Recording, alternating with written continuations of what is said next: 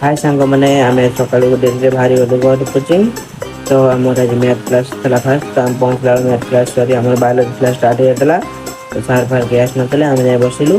तो सब पिला आज बाहरी गले कोचिंग क्लास सरी कॉलेज। तो मुझे साथ बाहरी गली आम जाए कोचिंग क्लास सरी कॉलेज पहुँचला पिला सब वर्क थे। आम गलु क्लास करने तो आम ऊपर पलि गलु ऊपर गलु टिफिन कलु टिफिन कर पशु क्लास को 10टार तो बाहर बाहर पूरा क्लास 2टा तो 2टार बाहर क्लास तो से सब रही तो मुझे एपटे आइली आगे एपटे आसली एपटे आइली कारण से आगे प्राक्टिकल तो प्राक्टिकल क्लास कले तो मेरे एपटे आसिक आम गाँव पहुँचली तो गाँव से 10 घर पहुँचली गाँव लगे तो गाँव 10 घर पहुँची गाधे गाधे चार छत रिकॉर्डिंग कर तो जोर वर्षा है तो आम आस वर्षा किस समय घर बस रिकॉर्डिंग कलु तो आज ये थैंक्स फॉर वाचिंग। जय जगन्नाथ जय श्री राम।